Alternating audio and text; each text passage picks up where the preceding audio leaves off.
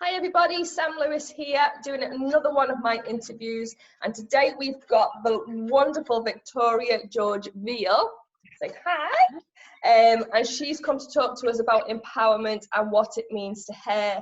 So first of all, Victoria, can you just introduce yourself and can you tell everybody your current title, please? Yes. Hi everyone, I'm Victoria and my current title is Miss International Woman of Achievement, and I flew to Los Angeles in 2019 and I won the international title. So yes, very, very grateful and very happy.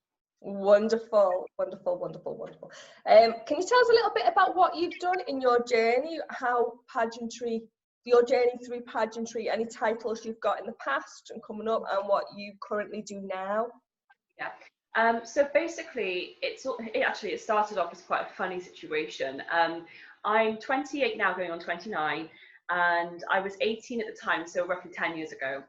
And I was actually in Tesco car park, and I was reading this local advertiser magazine thing in my car, and I saw this advertisement for Miss Universe Great Britain, and I'd never done a pageant before. I was just focusing on my acting career.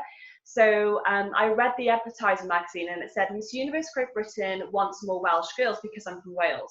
So I thought, oh, this sounds interesting. I didn't really have a clue. I was quite ignorant about pageants at the time because, again, I hadn't done one and I didn't really know what it was about. And all I knew was that Sandra Bullock acted in Miss Congeniality, the film. That's all I knew about that. And I used to watch Miss World when it was televised and I loved it. So that's all I knew.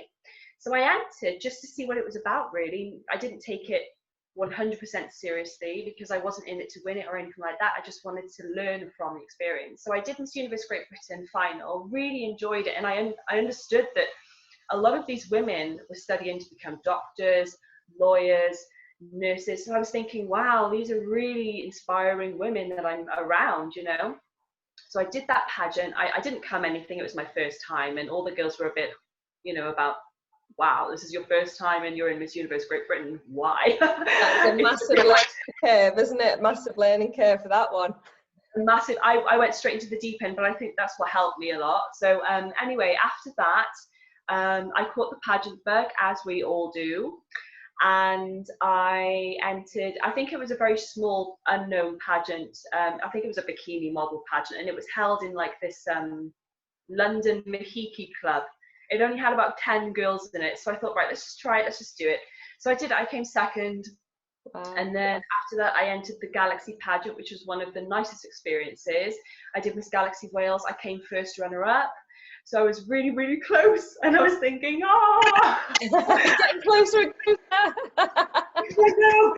But I was really grateful. And I won Best in Interview with Publicity for that one. And my sisters, my two sisters, because I'm one of 3 girls, they also did Miss Galaxy the same day. So they were in the teen division. And my middle sister came 4th, and then my younger sister came first runner-up in the teen division. So we both came first runner-up. And by this time, my parents were in the audience, and my mum said she thought she was just going to be sick because she couldn't take the tension from 2 sisters. And then after that, it was my last pageant. I did Miss British Empire in London, and I won that one. So that was the highlight for me. Yeah. And then I flew to Greece to do the international as Miss British Empire. So it was called Miss Tourism Planet. And that was an experience and a half. I came 3rd in the international. So I was really, really chuffed, really, really overwhelmed. And everyone was so lovely out there. Plus I got to meet loads of girls. And then I just started presenting things. So it got me into presenting. I've done a lot for Cancer Research UK. I've raised thousands for cancer research. It was my chosen charity when I was Miss British Empire. You could choose a charity of your choice, so that was mine. And then I had a contact, I had a message from someone who ran International Woman of Achievement, and I thought, well, I don't really want to do another pageant. I'm done, you know, I finished on a high and I'm happy now. I don't need to do another one. And I started learning about the ethos of this pageant, and obviously it's in the title, Woman of Achievement. I'd never heard of it before, and I thought, do you know what, this sounds really unique. And I thought, yes, let's just do it one last time, because I've done a lot with my life so far, and I've got a lot to talk about. So I thought, well, why not? So I went over as Miss United Kingdom Woman of Achievement, and then I ended up winning the crown. And I thought, right, that really is it now. I am stopping for good. I had to have a platform. I had to have a platform, and I was out there, and I was up against some really motivational, inspiring women that were a lot older than me as well, that had a lot more life experience. Yeah. And you had to have a specific platform. So you had to have like a 10-minute talk in front of 6 judges staring at you with a timer. It was quite nerve-wracking. So my wasn't for you. You found that easier. Like the timer, I think I had about 6 minutes to talk, and then the remaining 4 minutes were them, you know, asking any questions about what I was just talking about. So my platform was the importance of performing arts for mental health. I run a performing arts school for children, and it's been going for nearly 13 years now. So it kind of blossomed throughout time. And a lot of students that I have do suffer a little bit with anxiety and ADHD. So I can see the importance of coming to a dance class once a week and learning how to sing and having a script in the hand and doing drama. It really does help them. And I can see that when they come to class, it actually makes them really happy and they leave smiling. And when I see them doing a show or a competition, it's just so nice to see the smile on the parents' faces as well. It just keeps them going. That's brilliant. So, do you know when you say that you were you saw the first advert for your first pageant in a magazine? Yeah. Is that the reason you got into it? What was the reason behind it? Was it just a case of I want to see if I can do that, or that would be exciting? What was your push to go and enter that? I think initially there wasn't a deep meaning to it. I think I entered it just because I wanted to learn what pageants were about, what I actually wanted to see it firsthand, rather than just hear about it or watch it in the audience or see it on TV. I wanted to be a part of it so I could understand how it works. Mm-hmm. So that was basically it, and then I just caught the pageant bug from there, really. Nothing too deep, nothing very serious, but yeah, it just kind of happened, really, and then obviously it got more serious for me. Do you think it was because you had a performing arts background, you thought, oh, there's a nice stage for me, let me see if I can do that and perform that? I think there was something, yeah. I mean, I love being on stage, I love performing.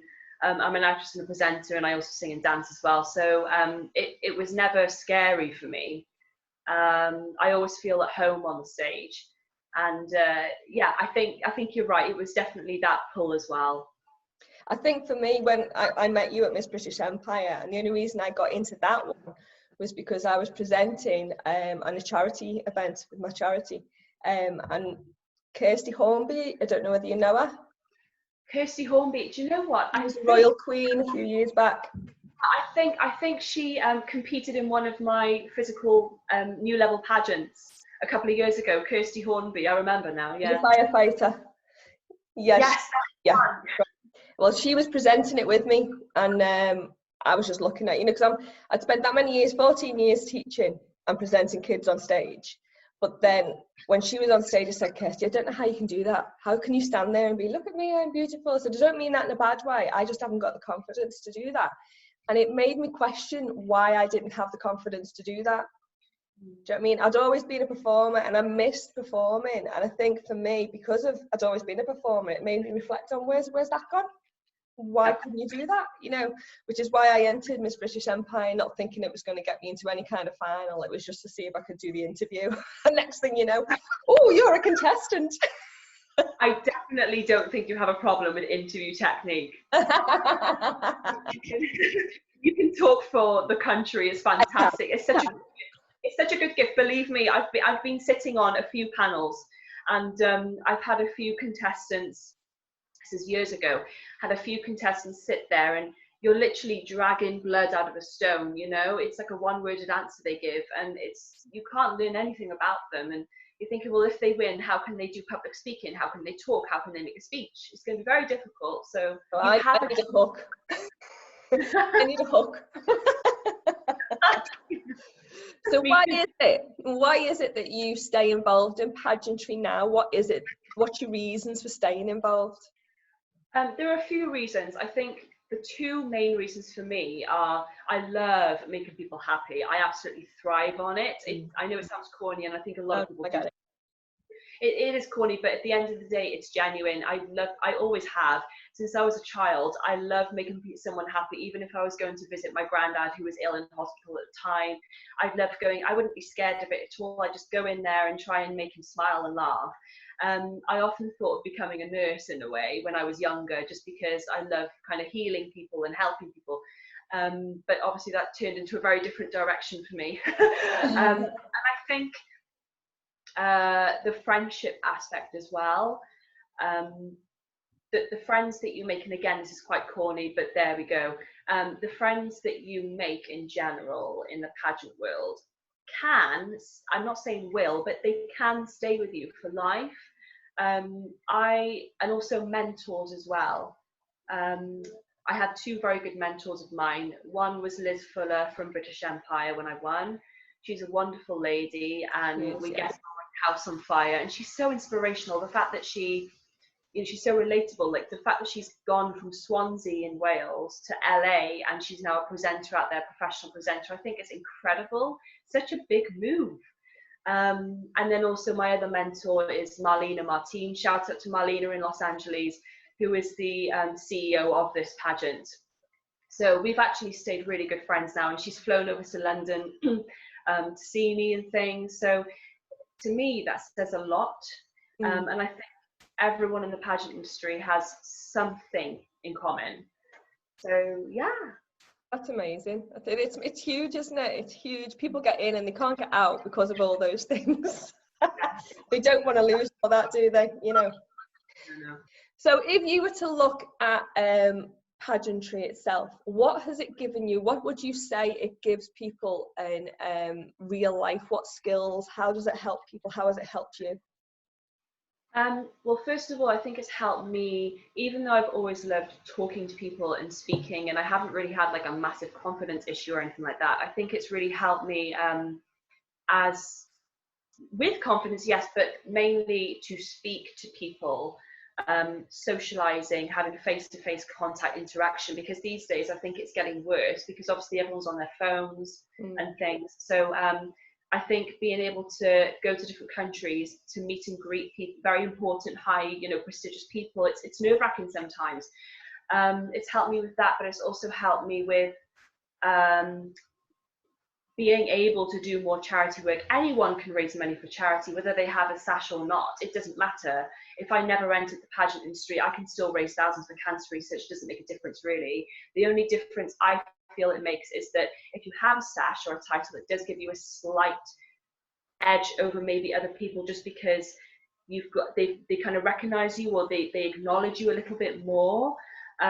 So yeah, I can't remember the question now. That was you did answer the question. Now that's what pageantries have done for you and how they've helped you. How would you sort of promote it to someone who's never done a pageantry? What skills will it give them in life, do you think? A lot. Well, it depends on how much confidence like the individual has. If someone was approaching me and saying, I don't have much confidence at all, I'm thinking of entering a pageant, but I don't know, I'm a bit nervous, I'm a bit self-conscious, I don't think I have the right look, etc. I would definitely say it really doesn't matter what you might think the judges would think. Obviously, it depends on which system you want to go into, because they're all so different and they're all looking for so many different things. But I think I can see transformations with past contestants of mine. One in particular, I won't name them, but one in particular came second in one of my big national pageants, which was an amazing experience. I've even crowned girls that have never done a pageant before, and they just ended up winning because they were perfect for it. And it's helped them so much. I've seen one woman go from rock bottom confidence. She was really quite depressed, actually. And she started to get into pageantry, and she's now got a national crown, and she's doing her clothing line and things, and I think it's wonderful. So it can transform someone, it really can. Okay, So you think this would help them if they were going for interviews or anything like that? How would it improve them? Yeah, I think even teenagers and children, it gives them way more confidence. I know that some queens have had maybe a little bit of bullying. Don't listen to it. They're just probably jealous or envious of your confidence oozing. So, but I definitely think it would help people, even if they're going for a job interview, something simple like that. It can help you with different things in life, like day-to-day life. So yeah, I definitely recommend doing a pageant. Definitely recommend, and it's not like toddlers and tiaras or anything like that. No. Well, not in I think as well, you find that all the charity work that the kids get to do as well, it can make a person appreciate and respect the world around them, can't it? You know, I mean, I'll be honest with you, I came into pageantry blind. I had the viewpoint that I think the majority of people have. And I actually came into it just to see if I could do it. And then once I saw what was going on and all the charity work and all the work that the girls were doing and the commitment and time put into it, it kind of makes you look at it with a whole new respect. And how much of the contest is judged on looks and looks alone is minimal, really, isn't it? It's about the walk, it's about the dress. It's crazy. It really a big eye opener for me. Yeah, it's a massive eye opener, and I think I originally thought it was literally, you know, how you look, the dress you wear, quite, you know, shallow, but it's really not. I mean, it's a small percentage of how you look, and then the main thing for me, I think, is the interview. So obviously, if your interview isn't that great, if it's quite a weak interview, then you're probably not going to do that well in a pageant, which I think is a wonderful sign. So interview is extremely important, but charity work is also very, very important, and I think that children especially will grow from the experience of meeting people and having to, because it's hard work raising money for charity, isn't it? I mean, you know Definitely. about that. It's not easy at all, making people aware of things and trying to get everyone on board and creating a charity event. It's so much work, and it can be really stressful sometimes. So I think a lot of people just assume that a pageant is walking down the runway wearing a dress. And there's so much more that goes on behind the scenes that a lot of the public don't know about. Yeah. Hard work, sweat, maybe sometimes tears, in a good way. And yeah, I couldn't recommend the pageant industry enough to all ages. Yeah, it's crazy, isn't it? It really is. I mean, I think when you look at the whole package, I would now be a massive advocate for pageants. I mean, if you think of performing arts, for example, the thing I got out of teaching performing arts was seeing the child who was the least confident all of a sudden shine on stage and not be able to wait for the next show, you know, and that was my little kick. So in a way, pageantry is the same kind of thing, but for people who don't necessarily need to be able to dance or have something like that. They just need to be able to walk, you know. So the confidence building from that, I think it can really empower people. And when they want to do another one, they want to do another one. When before the first one, they were like, oh, I can't do it. And then all of a sudden it's when's the next one? I think that's the buzz, isn't it? That's the buzz that you see. And it's really comforting also for people to be going around the pageant circuit, so you bump into the same contestants, because obviously that builds the friendship, it makes it stronger. Yeah. So I think it's a lovely system. I really do. Honestly, I think it helped me maybe more than I even know now to this day. And I think you can always learn, even though, you know, us queens, we have these national titles, maybe even international titles. People will probably think, oh, they've stopped learning now, they know everything about it. But in actual fact, I believe there's still more to learn. And I think from different queens, we can learn from each other and we can bounce off each other. And the support system is incredible in the pageant world, isn't it? Yeah. So yeah, definitely. I think you only have to do one pageant with a group of girls, and then if you go into another pageant and one of those girls there, she's then your supporter.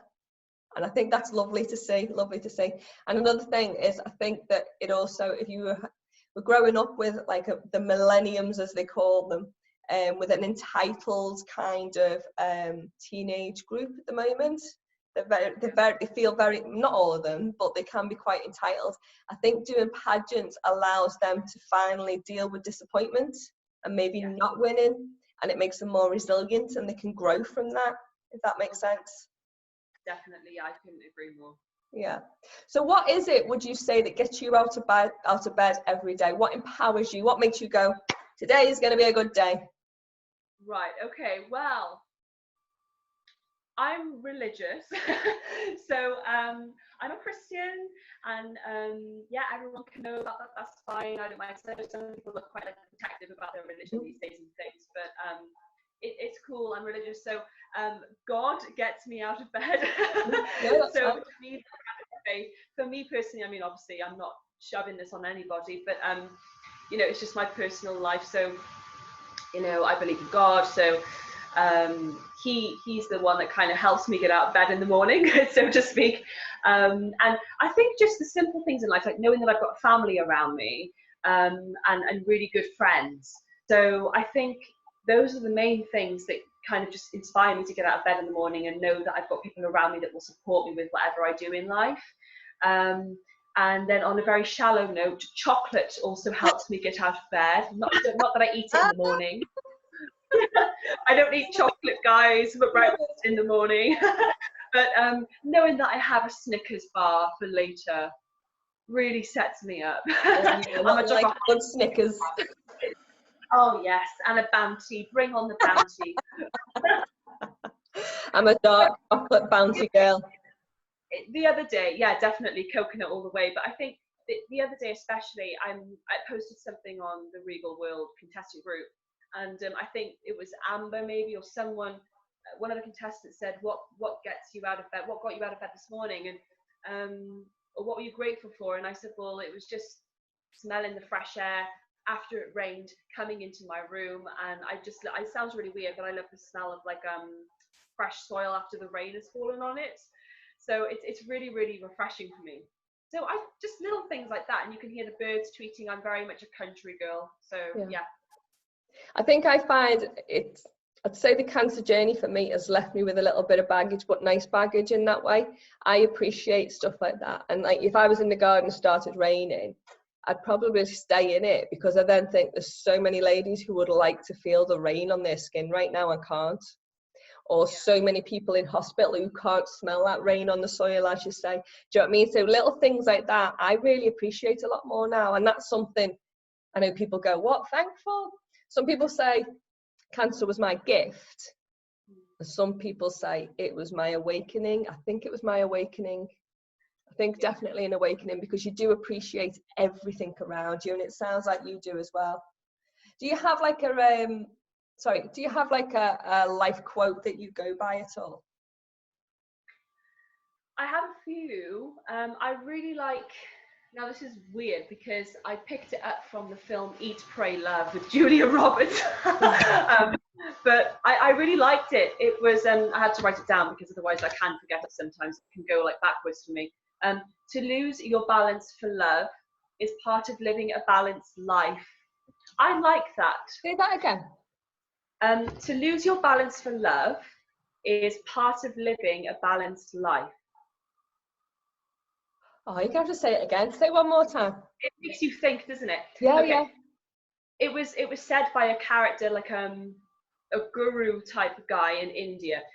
To lose your balance for love is part of living a balanced life. Right. Yeah, it's very deep, that one. That took 3 times for it to go in. I love deep. No, basically, I really liked it. I was just watching the film and I heard him say it, and I thought, I pressed pause and I was like, yeah, I get you. So I think I can relate to that, because I think especially women in the pageant industry, we're all quite independent and we're all really motivated, and we're very kind of entrepreneurial and business-minded women. And we're all I think we're all quite strong, you know, mentally as well. And I think when it comes to maybe relationships or finding a guy, it can be difficult, especially for us that are so independent, and we're kind of tunnel vision with our career and things, and we're very strong. Maybe it can appear like slightly overpowering for guys, maybe sometimes, I don't know. No, I agree. I think men need to feel that they're needed. Yeah, exactly. They need to have, even if it's just a little bit. yeah, it's not that we don't need them. Of course, we all need. I mean, I need them. But at the same time, I think that quote for me kind of gives me comfort in knowing that if my life goes a bit topsy-turvy in a positive way because of like love or whatever, I've got to know that it's not a bad thing, and that I can allow maybe my career or my business or whatever to maybe go to the wayside just a tiny bit, you know. So it's just finding that balance for me, which can be I'm hard. glad you explained that, because my head was still trying to work it out. I don't know. It's a hard one to explain, but it just got me. It got a part of me. Yeah. Kind of stayed with me, really. I kind of posted it on Facebook a few months ago, and a lot of my friends were commenting saying, hang on, where did you find this? I said, oh, it's just the Eat, Pray, Love film with Julia Roberts. Love it, love it. So if you had any advice to somebody who was contemplating starting doing pageants or anything like that, or any advice for anybody who's in pageants right now, what would your advice be? I would say, sorry, it suddenly got really dark in this room, so I'm just trying to position. I would say don't even think twice about, and thinking whether to enter one or not. Don't hesitate. Just even if you're a bit worried about it, that's fine. It's normal. I think we all get a bit anxious about pageants, especially when we're starting out. Literally, enter yourself. Don't think anything of it, and just do. If anyone is not feeling very kind of empowered right now, I would say, yes, I understand that, because they are not alone. I think it's very easy for people who are feeling down, especially during this lockdown period. It's easy for them to feel that they're on their own and they're lonely and there's no one else in the world that is feeling the same as them, when in actual fact there are so many out there that are feeling the same, and possibly even worse, So there's a lot of other people in the same boat as them. They're not alone. And there are a lot of people out here, especially in the pageant industry, even if you don't know these people, it's very likely they will reply to you if you reach out to them. If you want to ask them a question about a pageant, or how did it make them feel, what did they learn from it, was this a good pageant? And if they're still feeling down, nothing to do with pageants now, but just try doing something that makes you happy. So take it hour by hour, day by day. So maybe if it's something like drawing a painting, painting something, doing gardening, just the small things in life. I've learned during lockdown, I mean, I've always been grateful for small things, but it's really taught me something this lockdown, and that is to not take anything for granted. So I'm doing small things like drawing. I'm doing a lot of cooking. So just take it minute by minute, day by day. Oh, that's really, really good. And I suppose another thing they could do is possibly enter an online pageant as a first step. What do you think? I didn't want to promote it, but now that you've brought it up, got a couple of minutes. Thank you, Samantha. No, you can enter. I've got a pageant out there, ladies. It's called Regal World. Thinking of going physical next year, so keep a lookout for that. But it's 4 divisions. So we have Miss Junior, which is 12 years and under, Miss Teen, which is 13 to 17, Miss, which is 18 to 38, and then the Ms division, which our lovely Samantha is in. I'm calling me Samantha. I feel like I'm in trouble. Call me Sam. Our lovely Sam is. It's really easy. £10 entry for teens and upwards, and then £8 entry for junior. Just send in your 2 photographs and a short homemade video about why you want to enter, and talk about anything you want to talk about yourself, etc. So yeah, and we've got some amazing prizes and some beautiful crowns which are on their way, and I can't wait for them to arrive. What's the website that they can find out more information on? Yeah, the website is www.missregalworld.com. Wonderful, thank you. Thank you so much. Thank you so much for coming on and doing this interview for us. Hopefully it will help encourage a lot of pageant girls and a lot of people who aren't feeling empowered just to feel a little bit more empowerment, hopefully. Okay, so thank you so much for talking to me. And yeah, if anybody out there, even if you don't know who I am or I don't know you, it's fine. You can message me. You can message Sam. She's a lovely lady as well. Thank you very much.